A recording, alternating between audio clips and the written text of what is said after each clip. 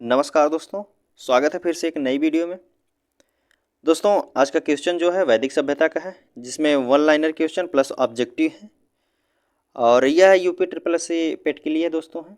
Special question छाटा गया है जो कि खान सर से पीडीएफ से है और इससे पहले हमने सिंधु सभ्यता का क्वेश्चन अपलोड कर दिया है। अगर आप नहीं देखे हैं तो डिस्क्रिप्शन में लिंक मिल जाएगा, आप वहाँ से जाके देख सकते हैं या प्ले लिस्ट में जाके खुद वीडियो देख सकते हैं और भी सब्जेक्ट का। तो चलिए आज वन लाइनर क्वेश्चन शुरू करते हैं इसमें से। तो पहला है, इसमें कह रहा है अथर्ववेद में दो संगठनों को प्रजापति की दो पुत्रियों के समान माना गया है। वे संगठन कौन से हैं? तो वे संगठन जो है सभा और समिति को माना गया है प्रजापति की दो पुत्रियों के समान। आगे बात करते हैं तो कह रहा है किस ग्रंथ में पंचम वेद के रूप में इतिहास एवं पुराण की व्याख्या है? इतिहास एवं पुराण की व्याख्या है तो पुराण में। कौन सा पंचम वेद? पुराण में। आगे बात करते हैं लोकप्रिय गायत्री मंत्र का जो उल्लेख किस वेद में लिया गया है? किस वेद में किया गया है? तो ऋग्वेद में किया गया है। आगे बात करते हैं, अगला क्वेश्चन कह रहा है कि शूद्र का सर्वप्रथम उल्लेख ऋग्वेद के किस मंडल में मिलता है? तो शूद्र का सर्वप्रथम उल्लेख 10वां मंडल में मिलता है। कह रहा है किन दो मंडलों में ऋग्वैदिक आर्यों के लौकिक जीवन एवं दार्शनिक चिंतन के साक्ष्य उपलब्ध हैं? तो किसमें? पहला एवं 10वां में। पहला एवं 10वां मंडल में। आगे बात करते हैं तो कह रहा है कि जिस ऋषि ने दक्षिण भारत का आर्यीकरण किया था वो कौन थे? तो दक्षिण भारत के जो आर्यीकरण किए थे अगस्त्य ऋषि थे। आगे बात करते हैं तो कह रहा है वैदिक समाज का 4 वर्णों में विभाजन का स्पष्ट उल्लेख किस ग्रंथ में प्राप्त है? तो किस ग्रंथ में प्राप्त है? ऋग्वेद में। किसमें? ऋग्वेद का पुरुष सूक्त में। आगे बात करते हैं वैदिक आर्यों द्वारा उत्पादित सबसे प्रमुख खाद्यान्न क्या था? सबसे प्रमुख जो आर्यों द्वारा उत्पादित किया गया था वह यव था, जिसे जव कहा जाता है। बात करते हैं अगले क्वेश्चन की। तो इसमें कह रहा है कि पुनर्जन्म के सिद्धांत का प्रथम स्पष्ट साक्ष्य किस ग्रंथ से प्राप्त होता है? जो पुनर्जन्म का स्पष्ट साक्ष्य मिलता है वह बृहदारण्यक उपनिषद में से मिलता है। और इसमें फिर अगला क्वेश्चन कह रहा है कि किस अधिकारी को राज निर्माता के रूप में जाना जाता था? तो वैदिक काल में ग्रामीण को राज निर्माता के रूप में जाना जाता था। बात करते हैं तो ऋग्वैदिक काल के लोग इंद्र का किस प्रयोजन से आवाहन करते थे? तो भौतिक एवं सुख विजय की जो है देवता मानते थे। भौतिक सुख एवं विजय के लिए उन्हें जाना जाता था, इंद्र को। आगे बात करते हैं, अगला क्वेश्चन है, कह रहा है कि किस वेद में विद्वानों द्वारा सर्वाधिक भाष्य लिखे गए हैं? किस वेद में विद्वानों द्वारा सर्वाधिक भाष्य लिखे गए हैं? तो यजुर्वेद में। किसमें? यजुर्वेद में। आगे बात करते हैं वैदिक संहिता में अथर्ववेद को क्या कहा गया है? वैदिक संहिता में अथर्ववेद को ब्राह्मवेद कहा गया है। क्या गया? ब्राह्मवेद। आगे बात करते हैं अगले क्वेश्चन की। कह रहा है ऋग्वेद में यमुना का कितना बार उल्लेख मिलता है? यमुना नदी का 3 बार उल्लेख मिलता है ऋग्वेद में। आगे बात करें वैदिक काल में मुख्य विवाह संस्कार कहलाता था। मुख्य विवाह संस्कार जो कहलाता था पाणी ग्रहण कहलाता था। क्या? पाणी ग्रहण। आगे बात करते हैं किस उल्लेख में, कह रहा किसने उल्लेख किया है कि ब्राह्मण को बसंत में, क्षत्रिय को ग्रीष्म में, वैश्य को शीत में और रथकार को वर्षों में अग्निहोत्र कराना चाहिए? तो किसने कहा? तैतरेय ब्राह्मण में कहा गया है। बात करते हैं अगले क्वेश्चन की। इसमें कह रहा है किस विवाह के अंतर्गत कन्या के पिता अथवा उसके संबंधी द्वारा धन लेकर कन्या का विवाह करना आते थे? तो किसमें? असुर में। आगे बात करते हैं किस वेदांग में हमें जो है शब्दों की व्युत्पत्ति के संबंध में पता चलता है? तो किसमें? निरुक्त में। निरुक्त में हमें चलता है शब्दों की व्युत्पत्ति का संबंध। बात करते हैं ऋग्वेद सभ्यता मुख्यतः किन क्षेत्रों में केंद्रित थी? ऋग्वेद की सभ्यता जो है वह पंजाब व दिल्ली क्षेत्रों में केंद्रित थी। बात करते हैं अगले क्वेश्चन की। तो कह रहा है कि ऋग्वेद में 10वें मंडल में किसका उल्लेख पहली बार किए मिलता है? तो शूद्र का जो उल्लेख पहली बार मिलता है ऋग्वेदिक के 10वें मंडल में। बात करें सत्यमेव जयते का किस उपनिषद में उद्घृत है? तो मुंडकोपनिषद में मिलता है सत्यमेव जयते। बात करते हैं अगले क्वेश्चन की। कह रहा सर्वप्रथम किस उपनिषद में ब्रह्मचर्य, गृहस्थ, वनप्रस्थ एवं संन्यास 4 आश्रमों का वर्णन है? तो जाबालोप उपनिषद में 4 आश्रमों का वर्णन किया गया है। बात करते हैं ऋग्वेद में उल्लेखित नदियों में सर्वाधिक महत्वपूर्ण नदी को कौन सा माना गया है? सरस्वती को। सरस्वती नदी को ऋग्वेद में सबसे महत्वपूर्ण नदी माना गया है। बात करें अगले क्वेश्चन की, तो इसमें है ऋग्वेदिक युग की सर्वाधिक प्राचीन संस्था कौन सी थी? तो विदथ जो थी, विदथ सबसे प्राचीन संस्था थी ऋग्वैदिक युग में। किस वेद की रचना गद एवं पद दोनों में की गई है? तो यजुर्वेद का जो रचना है गद एवं पद दोनों में की गई है। आगे है फिर किस साहित्य में पहली बार राजसूय अश्वमेघ यज्ञों का उल्लेख मिलता है? तो ब्राह्मण में मिलता है, ब्राह्मण वेद में अश्वमेघ यज्ञों का उल्लेख मिलता है। आगे बात करते हैं अगले क्वेश्चन की, तो इसमें कह रहा है श्रोता सूत्र से संलग्न जो शुल्ब सूत्र सबसे पुरानी पुस्तक थी कौन सी थी? ज्यामिति की थी। सबसे पुरानी पुस्तक ज्यामिति की है। किसने उत्तरी ध्रुव को आर्यों का मूल निवास स्थान बताया है? तो बाल गंगाधर तिलक जो है आर्यों का मूल जो स्थान बताए हैं उत्तरी ध्रुव को बताए हैं। बात करते हैं प्रारंभिक वैदिक समाज मुख्यतः किस पर आधारित था? तो प्रारंभिक वैदिक समाज जो है पशुपालन पर आधारित था। आगे बात कर रहे हैं,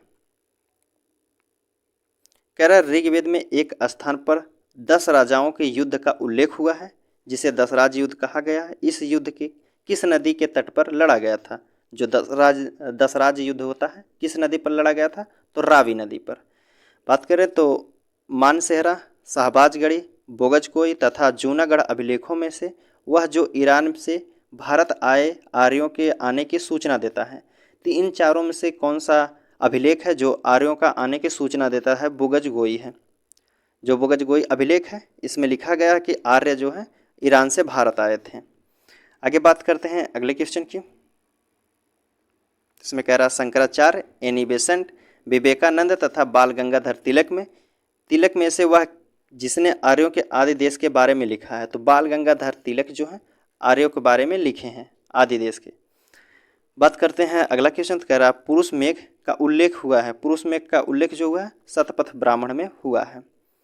शतपथ ब्राह्मण में उल्लेखित राजा विदेह माधव से संबंधित ऋषि थे। किसके थे? गौतम राहुगढ़ के थे, ऋषि गौतम राहुगढ़ के। आगे बात करते हैं, कह रहा कि गोत्र शब्द का प्रयोग सर्वप्रथम हुआ है। गोत्र शब्द का प्रयोग सर्वप्रथम कहाँ हुआ है? ऋग्वेद में हुआ है। गोत्र प्रथा का स्थापना हुई है वह कहाँ हुई? उत्तर वैदिक काल में। कहाँ? उत्तर वैदिक काल में। ऋग्वैदिक काल में जनता मुख्यतः विश्वास करती थी। ऋग्वैदिक काल में जो जनता थी वह बलि एवं कर्मकांड में विश्वास रखती थी, बलि एवं कर्मकांड में। आगे बात करते हैं, अगला क्वेश्चन इसमें है कि सिंधु सतलज जो कह रहा सिंधु सरस्वती वितस्ता तथा यमुना नदी में वह नदी है जिसे ऋग्वेद में मातेत्मा, देवीत्मा, नदीत्मा के रूप में संबोधित किया गया है। तो ऋग्वेद में जो है सरस्वती नदी को मातेत्मा, देवीत्मा और नदीत्मा के रूप में संबोधित किया गया है। अगला क्वेश्चन है कि प्राचीन काल में आर्यों के जीविकोपार्जन का मुख्य साधन क्या था? जीविकोपार्जन का मुख्य साधन जो था शिकार था। ठीक, आगे बात करते हैं, अगला क्वेश्चन है, कह रहा कि गायत्री मंत्र की रचना किसने की थी? गायत्री मंत्र की रचना विश्वामित्र ने किए थे। पुराणों की संख्या कितनी है? तो पुराणों की संख्या 18 है। श्रीमद् भगवत गीता मौलिक रूप में लिखी गई है। किस में लिखी गई है? संस्कृत में लिखी गई है श्रीमद् भगवत गीता। महाभारत मूलतः जानी जाती है, जय संहिता के रूप में महाभारत को जाना जाता है। बात करें हिंदू पौराणिक कथा के अनुसार जो है समुद्र मंथन हेतु किस सर्प ने रस्सी के रूप में स्वयं को प्रस्तुत किया है? कौन है? वासुकी जी हैं। आगे बात करते हैं, तो कह रहा उपनिषद में ऋग्वेद की मूल लिपि क्या थी? जो उपनिषद में ऋग्वेद की मूल लिपि क्या थी? ब्राह्मी लिपि थी। आगे बात करते हैं, अगला क्वेश्चन फिर कह रहा वैदिक कर्मकांड में होता का संबंध क्या था? होता का जो संबंध होत्रा वह ऋग्वेद से है। होता का संबंध ऋग्वेद से। कह रहा है कि अवस्था और ऋग्वेद में समानता है, अवस्था संबंधित है। अवस्था जो है ईरान से संबंधित है। बात करें अघन्या माना गया है, तो ऋग्वेद में गाय को अघन्या माना गया है। ऋग्वैदिक काल में प्रारंभ में महत्वपूर्ण मूल्यवान जो संपत्ति समझा जाता था, किसको समझा जाता था? गाय को सबसे महत्वपूर्ण संपत्ति समझा जाता था। आगे बात करते हैं तो कह रहा संस्कारों की संख्या कितनी है, तो संस्कारों की संख्या 16 है। आगे फिर अगला क्वेश्चन देखते हैं।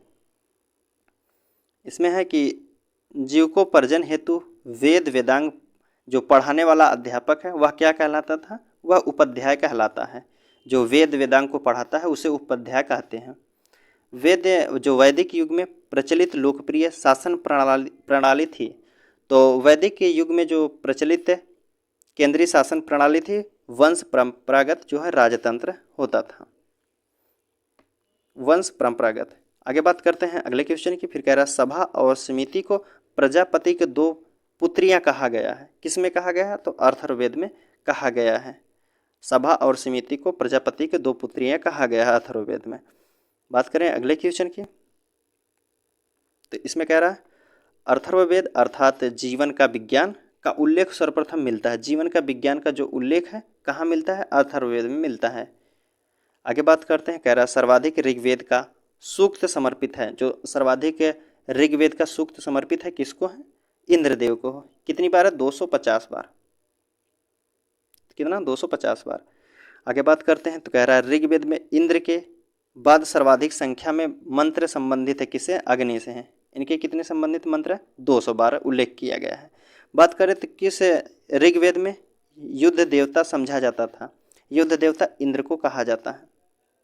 आगे बात करते हैं, फिर अगला है कह रहा कि पूर्व वैदिक आर्यों का सर्वाधिक लोकप्रिय देवता कौन से थे, तो इंद्र थे। आर्यों के जो वैदिक काल में आर्यों के सबसे प्रिय देवता थे इंद्र थे। गायत्री मंत्र के नाम से प्रसिद्ध मंत्र सर्वप्रथम मिलता है। जो गायत्री मंत्र का सर्वप्रथम मिलता है तो वह ऋग्वेद में, ऋग्वेद में गायत्री मंत्र मिलते हैं। ठीक, आगे बात करते हैं दोस्तों, ऑब्जेक्टिव क्वेश्चन है। तो ऑब्जेक्टिव क्वेश्चन में हम पहला क्वेश्चन देखते हैं। तो इसमें कह रहा है कि पूर्व वैदिक या ऋग्वैदिक संस्कृति का काल किसे माना जाता है। पूर्व वैदिक या ऋग्वैदिक संस्कृति का काल किसे माना जाता है, 1500 ईसा पूर्व से 1000 ईसा पूर्व, या बी ऑप्शन कह रहा है 1000 ईसा पूर्व से 600 ईसा पूर्व, 600 ईसा पूर्व से 600 ईसा पूर्व, यह निश्चित नहीं है। तो पूर्व वैदिक काल को माना जाता है दोस्तों, पूर्व वैदिक काल को 1000 से 1500 से 1000 ईसा पूर्व माना जाता है। वहीं बात करें तो उत्तर वैदिक का जो सांस्कृतिक काल माना जाता है वह 1000 से 600 ईसा पूर्व माना जाता है। आगे बात करते हैं अगले क्वेश्चन की। इसमें कह रहा है अगला क्वेश्चन कि इनमें से किस फसल का जो है ज्ञान वैदिक काल के लोगों को नहीं था। कौन सी फसल का वैदिक लोगों को ज्ञान नहीं था, जौ का नहीं था, गेहूं का, चावल का, या फिर तंबाकू का नहीं था। तो सही आंसर क्या होगा, तंबाकू का नहीं था। ठीक, आगे बात करते हैं अगले क्वेश्चन की। बात करें दोस्तों, चौथे नंबर का क्वेश्चन कह रहा है वेदों की संख्या कितनी है। वेदों की संख्या कितनी है, तो वेदों की संख्या कितनी है, 4 है। ऑप्शन सी सही होगा। आगे बात किया गया, कह रहा है क्वेश्चन में कि किस देवता के लिए, कह रहे इसमें किस देवता के लिए ऋग्वेद में पुरंदर शब्द का प्रयोग हुआ है। किस देवता के लिए पुरंदर शब्द का प्रयोग हुआ है, इंद्र के लिए, अग्नि के लिए, वरुण के लिए, या फिर सोम के लिए। तो पुरंदर शब्द का जो प्रयोग किया गया है वह इंद्र के लिए किया गया है। ऑप्शन ए सही होगा। बात करें अगला क्वेश्चन, कह रहा है इसमें कि भारतीय संगीत का आदि ग्रंथ कहा जाता है। भारतीय संगीत का आदि ग्रंथ किसे कहा जाता है, ऋग्वेद को, या उपनिषद को, या यजुर्वेद, या फिर सामवेद को। तो संगीत का आदि ग्रंथ कहा जाता है सामवेद को। ऑप्शन डी सही होगा। आगे बात करते हैं अगले क्वेश्चन की। तो 7 नंबर का क्वेश्चन कह रहा है ऋग्वेद में कुल कितने मंडल हैं। ऋग्वेद में कितने मंडल हैं, 10 हैं, 11 या 12 या फिर 13 मंडल हैं। तो ऋग्वेद की बात करें तो इसमें जो है टोटल 10 मंडल हैं। ऑप्शन ए सही होगा। बात करें अगले क्वेश्चन की, तो इसमें 8 नंबर क्वेश्चन कह रहा है ऋग्वेद में सबसे महत्वपूर्ण पवित्र नदी मानी गई है। सबसे पवित्र नदी किसे माना गया है, सरस्वती को, गंगा को, सतलुज को, या फिर सिंधु को। तो सबसे पवित्र नदी माने गए हैं सरस्वती को। ऑप्शन ए सही होगा, सरस्वती। आगे बात करते हैं अगले क्वेश्चन की। इसमें कह रहा है कि गोत्र व्यवस्था प्रचलन में कब आई थी। जो गोत्र व्यवस्था है प्रचलन में कब आई, ऋग्वैदिक काल में, उत्तर वैदिक काल में, या महाकाव्य काल में, या फिर सूत्र काल में। तो जो गोत्र व्यवस्था है वह उत्तर वैदिक काल में प्रचलित में आई थी, प्रचलन में। बात करें अगले क्वेश्चन की, तो वैदिक युग में यव यव कहा जाता था। यव किसे कहा जाता था? गेहूं को, जौ को, चावल को, या इनमें से कोई नहीं। तो यव कहा जाता था जौ को। ऑप्शन बी सही होगा। आगे बात करते हैं अगले क्वेश्चन की, जो है व्रीहि। व्रीहि शब्द किसके लिए प्रयुक्त होता है? व्रीहि शब्द किसके लिए प्रयुक्त होता है? चावल के लिए, गेहूं के लिए, जौ के लिए, या कपास के लिए?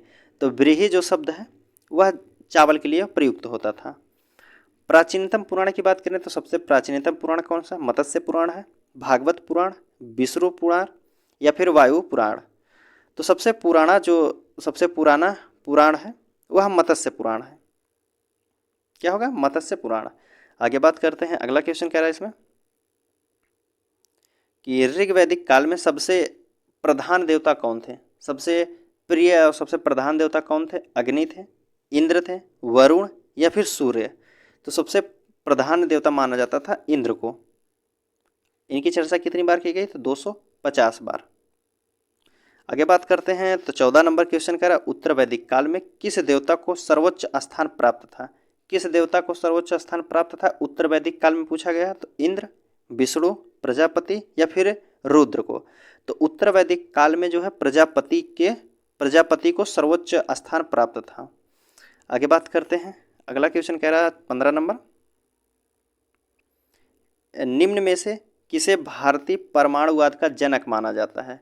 भारतीय परमाणुवाद का जनक कहा जाता है कपिल को, गौतम को, कणाद को, या फिर पतंजलि को? तो भारतीय परमाणुवाद का जनक कहा जाता है कणाद को। किसको? कणाद। ऑप्शन सी होगा। बात करते हैं ऋग्वेद में कितने सूक्त हैं? तो ऋग्वेद में जो है 1028 सूक्त हैं, और मंडल की बात करें तो 10 मंडल हैं। अगला क्वेश्चन कह रहा 17 नंबर का कि गायत्री मंत्र की रचना किसने की थी? अभी हमने ऑनलाइन क्वेश्चन में पढ़ के आया है, गायत्री मंत्र की रचना जो की है विश्वामित्र किए हैं। कौन? ऑप्शन बी होगा। आर्यों का प्रिय पशु कौन सा था? तो आर्यों का सबसे प्रिय पशु, ऑप्शन आपके सामने, घोड़ा, गाय, हाथी, या बैल? तो आर्यों का जो सबसे प्रिय पशु था वह गाय था। ऑप्शन बी सही होगा। आगे बात करते हैं अगले क्वेश्चन की, तो इसमें कह रहा है आर्यों की ये सभ्यता कैसी थी? आर्यों की सभ्यता कैसी थी? ग्रामीण थे, या फिर शहरी, या खानाबदोश, या फिर जनजाति थे? तो आर्यों की जो सभ्यता थी वह ग्रामीण थी। क्या होगा ऑप्शन? ऑप्शन ए सही होगा, ग्रामीण सभ्यता थी। आगे बात करें तो कह रहा है उपनिषदों की संख्या कितनी है? उपनिषद की संख्या कितनी है? 1008 है, 108 है, 106 है, 101, या 102? तो उपनिषद की संख्या जो है 108 है। ऑप्शन जो है जो ऑप्शन ए सही होगा। आगे बात करते हैं तो इसमें कह रहा है मिलान करना है दोस्तों। ठीक, मिलान करना है। तो अथर्ववेद का संबंध किससे है? अथर्ववेद का जो संबंध है किससे है? तो इसमें अथर्ववेद का संबंध जो औषधियों से है। किससे? अथर्ववेद का संबंध औषधियों से है। ऋग्वेद की संबंध की बात करें तो ऋग्वेद का जो है ईश्वर की महिमा है। और यजुर्वेद की बात करें तो यजुर्वेद में बलिदान बताया गया है। और सामवेद जो है संगीत, सा से सामवेद, सा से संगीत। तो ऑप्शन कौन सा होगा? पहले का तीसरा, दूसरे का पहला, और तीसरे का दूसरा, चौथे का चौथा। तो चौथे का चौथा ऑप्शन हमारा ए में दिख रहा है। ऑप्शन ए हमारा सही होगा। आगे देखते हैं अगला क्वेश्चन। तो अगला क्वेश्चन देखते हैं, एक मिनट दोस्तों। 22 नंबर का क्वेश्चन है कि उपनिषद काल के राजा अश्वपति शासक थे। जो उपनिषद के राजा अश्वपति थे वो किसके शासक थे? कहाँ के शासक थे? काशी के थे, कैकेयी के थे, पंचाल के, या फिर विदेह के? तो जो राजा अश्वपति थे वह कैकेयी के शासक थे। ऑप्शन बी सही होगा। बात करें अगले क्वेश्चन की तो देखते हैं 23 नंबर। इसमें कह रहा है कि निम्नलिखित में से वैदिक संहिताएं का सही क्रम कौन सा है? तो सही क्रम कौन सा है? तो सबसे पहले कौन है? वैदिक संहिताएं हैं, फिर ब्राह्मण है, फिर अरण्यक है, उपनिषद है, या बी ऑप्शन कह रहा वैदिक संहिताएं हैं, या फिर उपनिषद, अरण्यक, या फिर ब्राह्मण लास्ट में? तो ब्राह्मण जो है लास्ट में नहीं रहेगा दोस्तों, यह बी ऑप्शन हमारा गलत होता है। ठीक, वैदिक संहिताएं, अरण्यक, ब्राह्मण, उपनिषद, तो कौन सा होगा? या डी ऑप्शन कह रहा है वैदिक संहिताएं, वेदांग, आरण्यक, या फिर स्मृतियाँ का नहीं है उल्लेख इसमें से। तो हमारा ऑप्शन जो होगा ऑप्शन ए सही हो जाएगा कि वैदिक संहिताएं, उसके बाद ब्राह्मण, फिर आरण्यक, फिर उपनिषद हैं। आगे बात करते हैं 24 नंबर का क्वेश्चन। इसमें कह रहा आरंभिक जो वैदिक के साहित्य में सर्वाधिक वर्णित नदी है, तो सर्वाधिक जो वर्णित नदी का उल्लेख मिलता है सिंधु का है, या सुतुर्दी का है, सरस्वती का है, गंगा का है। तो वैदिक साहित्य में सबसे सर्वाधिक वर्णित नदी माना गया है तो सिंधु नदी को माना गया है। किसको? सिंधु नदी को, ऑप्शन ए सही होगा। आगे बात करते हैं तो 25 नंबर क्वेश्चन कह रहा है वैदिक नदी जो अस्किनी की पहचान निम्नांकित जो नदियों में से किस एक के साथ है? अस्किनी का वर्तमान जो नाम क्या है? व्यास है, रावी है, झेलम या फिर चिनाब। तो अस्किनी का जो नाम है वह चिनाब नदी से जाना जाता है, ऑप्शन सी होगा। आगे बात करते हैं, इसमें कह रहा है 26 नंबर का ऋग्वेद में निम्नलिखित किस नदियों का उल्लेख जो है अफगानिस्तान के साथ आर्यों के संबंध का सूचक है? तो ऋग्वेद में किस नदी का जो उल्लेख है अफगानिस्तान के साथ आर्यों का सूचक है? अस्किनी नदी का, या परुश्री नदी, या कुभा या क्रमु जिसे कहा जाता है, या बिपाशा सुतुर्दी। तो सही आंसर जो होगा, जो आर्यों के संबंध में सूचक नदी है वह कुभा या क्रमु भी कहा जाता है, ऑप्शन सी सही होगा। बात करते हैं 27 नंबर का क्वेश्चन कह रहा तो गोपथ ब्राह्मण संबंधित है। गोपथ ब्राह्मण संबंधित है किससे है? यजुर्वेद से, ऋग्वेद से, अथर्ववेद या फिर सामवेद से। तो गोपथ का जो संबंध है अथर्ववेद से है, ऑप्शन क्या होगा? ऑप्शन सी सही होगा, अथर्ववेद। बात करें तो ऋग्वेद का जो है कौन सा मंडल पूर्णतः सोम को समर्पित है?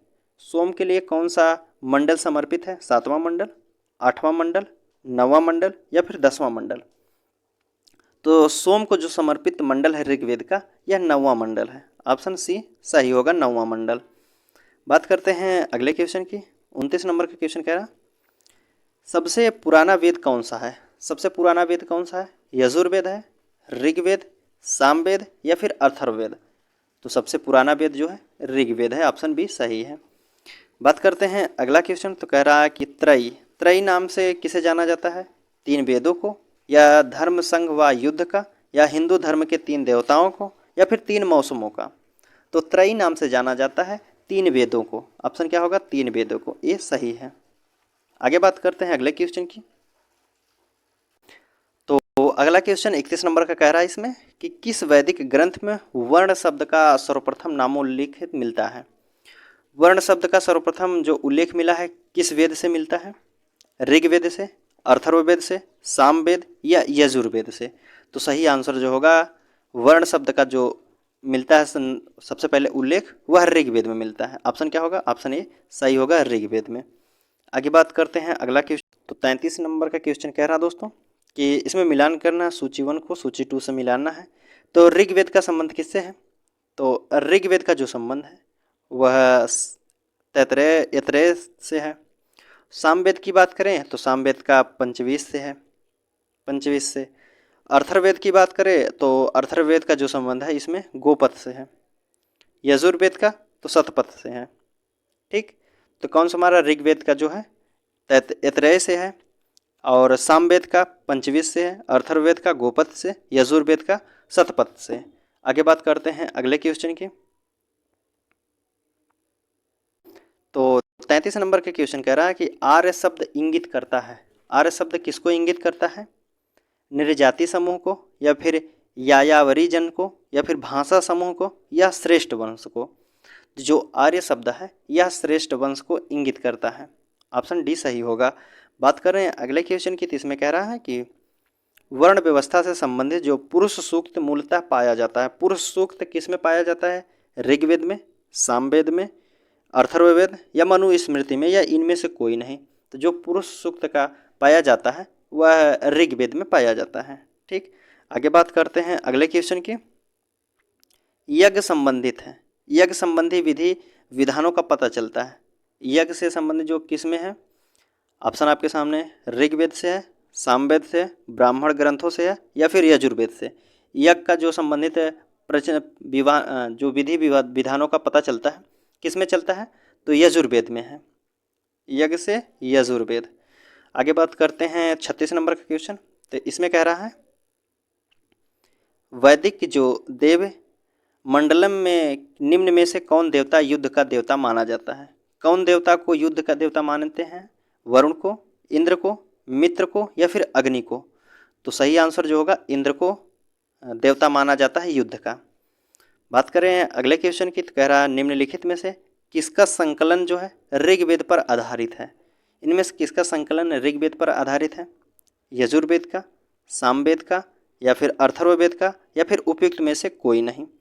तो 37 का सही आंसर जो होगा सामवेद का सही आंसर है। निम्नलिखित में से किसका संकलन जो है ऋग्वेद पर आधारित है? तो सामवेद का संकलन जो है ऋग्वेद पर आधारित है। 38 नंबर का क्वेश्चन देखते हैं। इसमें कह रहा है कि ऋग्वेद में ऋचाएँ हैं। ऋग्वेद में कितनी ऋचाएँ हैं? तो ऋग्वेद में 28 ऋचाएँ हैं या 1028 ऋचाएँ हैं। आगे 39 नंबर का है मिलान करना दोस्तों। तो ऋग्वेद का संबंध किससे है? यजुर्वेद का, सामवेद, अथर्ववेद। तो किसका किससे संबंध है? तो सामवेद का संगीत से संबंध है। यजुर्वेद का कर्मकांड के लिए इसमें बताया है, यज्ञ कर्मकांड के लिए। अथर्ववेद का बताएं तो इसमें जादू टोना के लिए बताया गया है। ऋग्वेद का जो है श्रोता या प्रार्थनाएं हैं।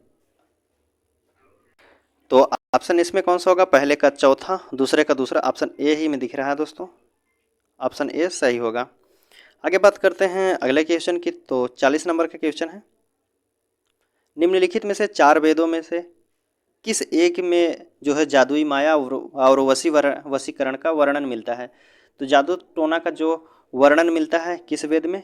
ऋग्वेद, यजुर्वेद, अथर्ववेद, सामवेद में। तो जो जादू टोना का वशीकरण मिलता है वह अथर्ववेद में मिलता है। ऑप्शन क्या होगा? ऑप्शन सी सही होगा। आगे बात करते हैं अगले क्वेश्चन की। 41 नंबर का क्वेश्चन है कि ऋग्वेद है, ऋग्वेद क्या है? स्रोतों का संकलन है या फिर कथाओं का संकलन है, शब्दों का संकलन है या युद्ध का ग्रंथ है? तो ऋग्वेद जो है स्रोतों का संकलन है। ऑप्शन ए सही होगा। आगे बात करते हैं 42 नंबर का क्वेश्चन है, जो ऋग्वेद संहिता का 9वां मंडल पूर्णतः किसको समर्पित है? ऋग्वेद का 9वां मंडल किसको समर्पित है?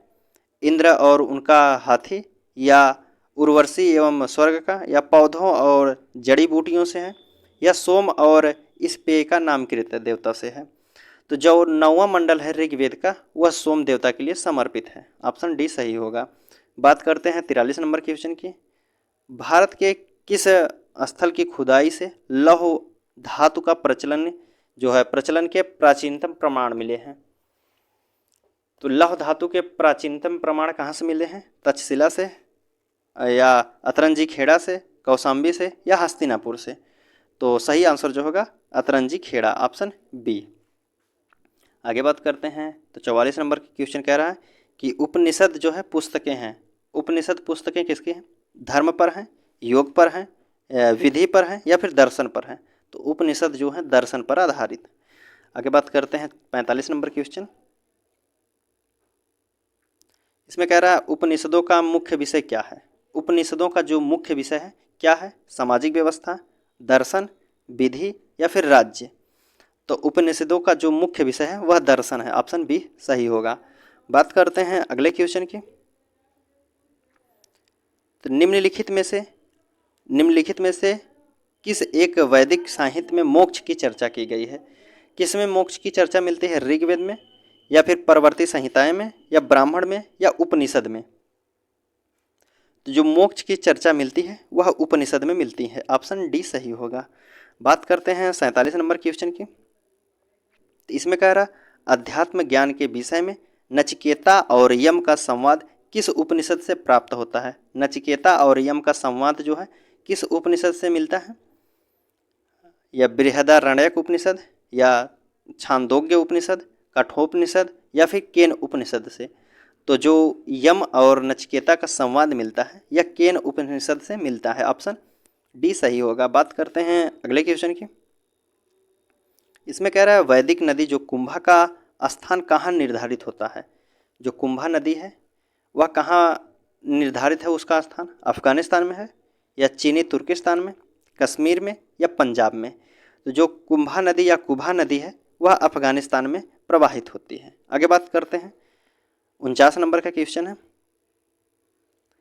इसमें कह रहा है कि मिलान करना है दोस्तों। कुबा नदी को किस नाम से जाना जाता है? परसुणी, सदानीरा, सुतुरदरी को। तो जो कुबा नदी है, कुबा नदी को काबुल से, एक मिनट, कुबा को काबुल के नाम से भी जाना जाता है। परुष्णी की बात करें तो परुष्णी रावी नदी को कहा जाता है। सदानीरा गंडक को कहा जाता है। और सुतुर्दी सतलज नदी को कहा जाता है। तो ऑप्शन कौन सा होगा? पहले का दूसरा, दूसरे का तीसरा। ऊपर देखते हैं, पहले का दूसरा, दूसरे का तीसरा, पहले का दूसरा, दूसरे का तीसरा और तीसरे का पहला, चौथे का चौथा। ऑप्शन जो है बी में दिख रहा है दोस्तों। ठीक, आगे बात करते हैं। हमारा क्वेश्चन यहीं समाप्त होता हुआ दोस्तों। चलिए आपसे मिलते हैं अगले वीडियो में, तब तक के लिए धन्यवाद दोस्तों। क्वेश्चन हमारा समाप्त हो गया। ठीक, चलिए मिलते हैं आपसे अगले वीडियो में दोस्तों।